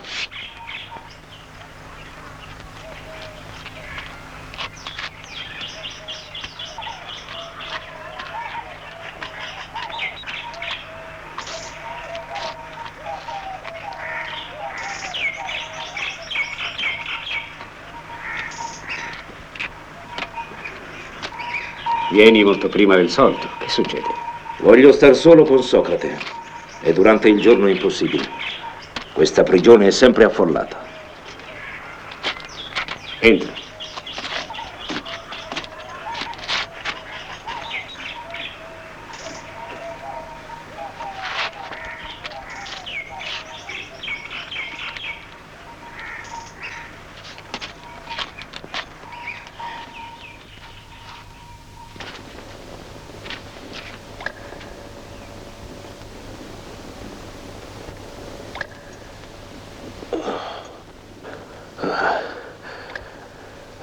Che vieni a fare qui? È ancora molto presto. Sì, lo so, è l'alba. Sono sorpreso che la guardia ti abbia fatto entrare. Siamo buoni amici. Sei qui da molto tempo? Abbastanza. Ti vedevo dormire ed ero meravigliato di trovarti così calmo. E perché non dovrei esserlo? Il sonno e la morte credo si somigliano. L'uno come l'altra ci danno pace. Ti devo dire, Socrate, che la nave di ritorno da Delo è al largo del Capo Sumion e che oggi rientrerà in porto. No, non rientrerà prima di 2 giorni. E come lo sai? Ho visto in sogno una donna velata di bianco che mi diceva: Socrate, fra 3 giorni ritornerai al fertile paese dei morti. E io non devo forse bere la cicuta il giorno seguente all'arrivo della nave? Tu accetti la morte, Socrate, ma noi abbiamo preparato la tua evasione. Devi fuggire. I carcerieri non si opporranno. E dove andrei? In Tessaglia. Ho degli amici laggiù che ti aspettano. Ma in Tessaglia, mio caro Critone, come qui, come tutti noi, sarei votato alla morte. E che dirà la gente quando saprà che noi, i tuoi amici, ti abbiamo lasciato morire senza darti nessun aiuto? Non ti preoccupare, Critone. La gente degna di stima saprà come stanno le cose. Quanto agli altri è inutile prestar loro attenzione. Hai avuto torto a non guardarti da loro. Sono i più numerosi e capaci dei più grossi crimini. Noi lo sappiamo bene poiché ti hanno condannato. Ti sbagli. Se fossero capaci di compiere i più grossi crimini, sarebbero ugualmente capaci di fare il più gran bene. Ma devi vivere, Socrate. Perché? Non ho assolto il mio compito. E fuggire non sarebbe commettere ingiustizia? Immagina che al momento d'uscire da questa prigione le leggi di Atene si ergessero davanti a me e mi interpellassero. Dove vai, Socrate? Mi direbbero. Vuoi distruggerci? Ed è possibile ad uno Stato di sopravvivere se le deliberazioni che prende restano senza forza? Fino ad oggi ti siamo bastate e ci amavi. Non sei nato qui, non hai procreato qui, non hai sempre vissuto rispettandoci anche contro il parere di tutti. E non è commettere ingiustizia il ribellarsi oggi contro di noi? Lo so, hai ragione. E dove andrei, Critone? In un'altra città? A Tebe? A Megara? Sarei accolto come un nemico, un ribelle. E si direbbe di me che i giudici di Atene hanno fatto bene a condannarmi. Alla mia età, non avendo che poco tempo da vivere, trovo che sarebbe estremamente ridicolo accanirmi a rimanere vivo. Non ti pare una follia che mi farebbe prendere in giro da tutti? Ed i miei figli li dovrei condurre con me in terra straniera? Se li lasci qui noi ci preoccuperemo di farli crescere. Ma non ti pare che è lo stesso se bevo la cicuta? No, Critone. Se muoio non è per colpa delle leggi, ma solo per colpa degli uomini. E se rispondo all'ingiustizia con l'ingiustizia, al male con il male, sono certo che commetterei sacrilegio. So che arrivando al paese dei morti potrò ripetere questo a mia difesa e che le leggi dell'aldilà m'accoglieranno con tenerezza. Tutte le parole che ora pronuncio davanti a te mi escono spontaneamente e non ne posso pronunciare altre. Le sento cantare come il suono di un flauto e sono come i coribanti nel loro delirio, posseduti da una musica celeste. Parla, se hai qualcosa da dire. Non ho niente da dirti, mio caro Socrate. Allora vai in pace, i nostri amici ti attendono. Quanto a me, lasciami seguire il cammino che il Dio mi ha indicato.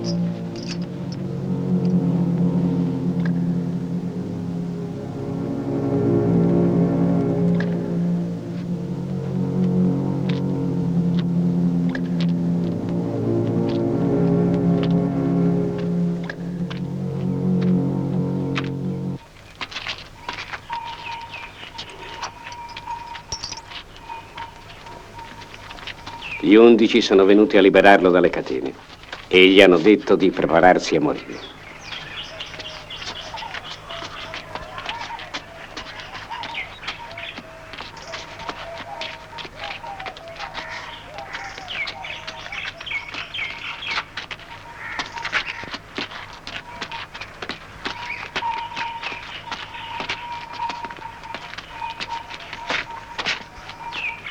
La nave è entrata in porto. Santippe è già là dentro. Andate, andate.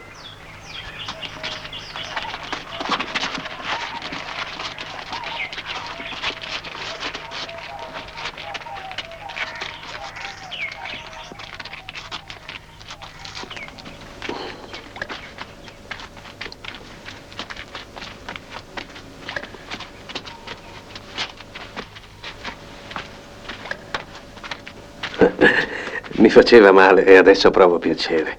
Com'è strano. Il piacere e il dolore sono così vicini l'uno all'altro che quando l'uomo desidera l'uno deve subire l'altro. Esopo avrebbe scritto che il Dio, non avendo potuto convincere i due nemici a fare la pace, li ha legati finalmente l'uno all'altro. Quando uno di loro è in noi, l'altro lo accompagna. Che bella favola, eh? Socrate. Socrate. Spaventi i bambini, Santippe. Vieni, ritrova la calma. Andiamo, Santippe, calmati. Andate, figli miei. Andate tranquilli.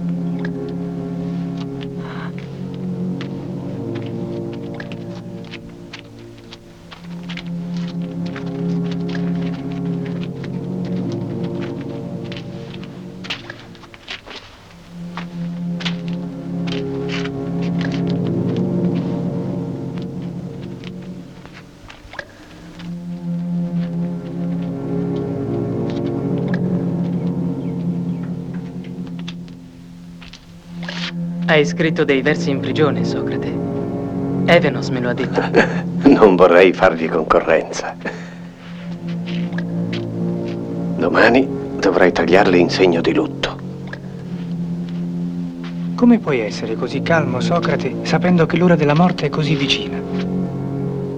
È che io ragiono e l'idea di separarmi dal mio corpo non mi spaventa. Al contrario, mi rallegra. Il saggio dovrebbe dunque affrettare l'ora della sua morte. No, poiché bisogna rispettare la volontà degli dei. Perché parlate a bassa voce? Perché non dite forte ciò che vi preoccupa? Ora che la disgrazia è su di te, Socrate, non osiamo parlarti delle nostre preoccupazioni. È difficile convincervi di questa verità. Per me la morte non è una sciagura. Ma parlate dunque. Temo, Socrate, che l'anima, una volta abbandonata dal corpo, pure lei perda la vita. Ma dimmi, Ciapete, chi dà la vita al corpo? L'anima. Ed è sempre così? Senza dubbio. L'anima che dà vita al corpo è sempre apportatrice di vita? Sì. E la vita ha un contrario, oppure il contrario della vita è niente? La vita ha un contrario che è la morte. L'anima non può dunque ricevere la morte, che è il contrario di questa vita della quale essa è la sorgente. E come qualifichi gli esseri che sfuggono alla morte? Si qualificano immortali. L'anima, non potendo ricevere la morte, è dunque immortale. Dunque non è insensato sostenere che quest'anima è immortale e se lo è, bisogna averne cura durante tutta la vita. Un'altra idea. Se la morte fosse la fine di tutte le cose, sarebbe un gran bene per tutti i cattivi, poiché la loro cattiveria sparirebbe con loro stessi. Davanti alle tristezze, le ingiustizie e le bassezze della vita, ricordatevi di quel passaggio dell'Odissea, dove Omero dice che Ulisse, battendosi il petto, incoraggiò il suo cuore con questi termini. Sopportalo, cuore mio, hai già sopportato cose ben più rivoltanti. Non parlare troppo, Socrate. Ti puoi riscaldare e questo renderà più lenta l'azione del veleno e ciò ti farà soffrire maggiormente. Non ne tener conto. Che il boia prepari quanto è necessario. Adesso vado a lavarmi, per evitare a Santippe dalle donne la pena di lavare il mio cadavere. E come dobbiamo seppellirti? Come vorrete, se voi riuscirete ad afferrarmi e se io non vi fuggirò. Non piangete. Vostro padre non piange, lui. Pensate alla lezione che vi dà, al suo coraggio. Quando sarete degli uomini, tutta la gente avrà gli occhi fissi su di voi perché siete i figli di Socrate, il cittadino più valoroso di Atene. Certo, quando va per le strade, non è un fracasso guerriero che lo precede. Fracasso che arriva appena a dissimulare la paura di quelli che agitano le lance e gli scudi. E il suo coraggio è tranquillo. E bisogna avere il cuore per riconoscerlo.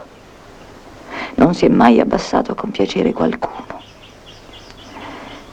E se dice chiaramente ciò che pensa, è perché non parla per il bene di se stesso, ma per il bene di tutti. Non piangete. Siete i figli d'un eroe. Come sei saggia, Santippe.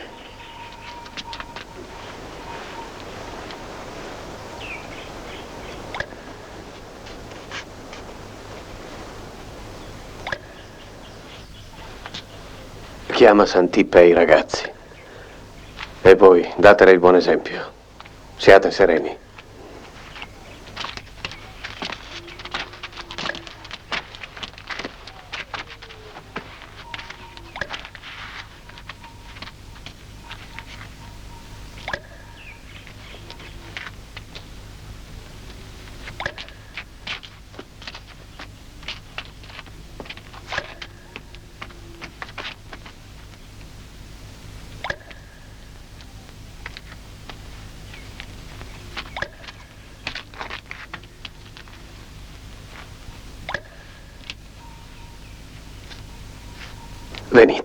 Venite qua, ho qualcosa da dirvi.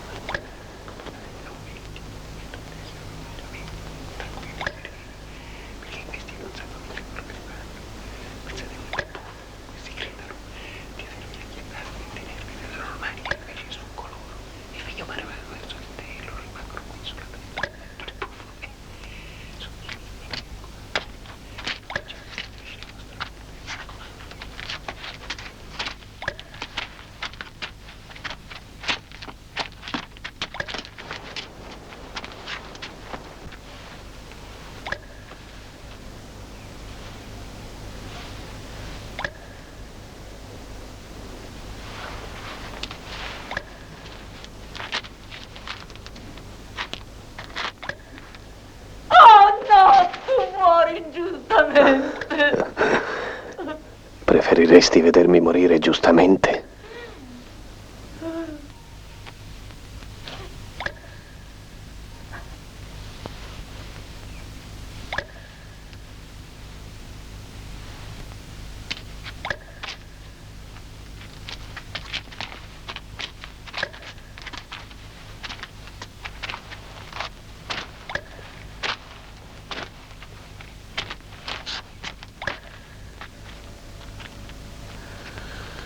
Ebbene, amico mio, sei tu il competente in materia di veleno.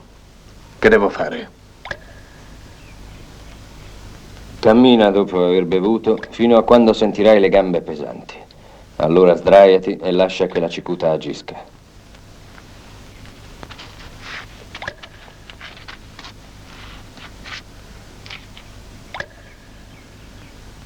Bevo agli dei perché proteggano il mio viaggio.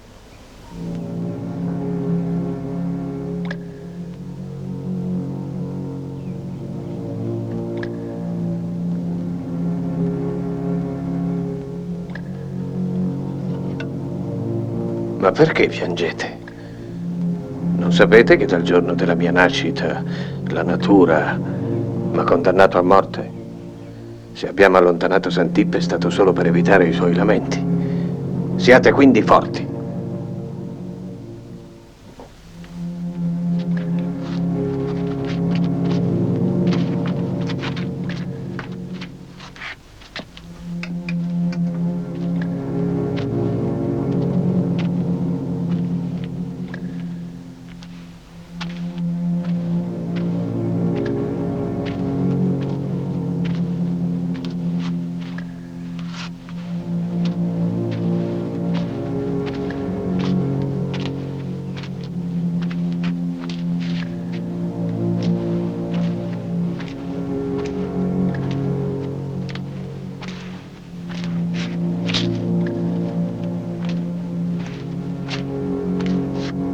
Senti qualcosa? No. Quando il veleno arriverà al corpo, partirai.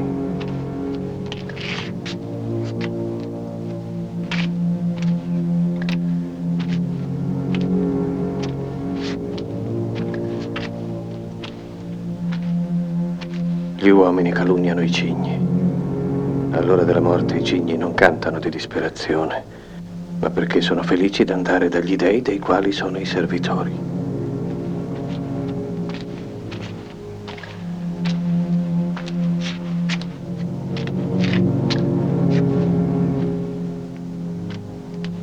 Ecco, le mie gambe diventano pesanti.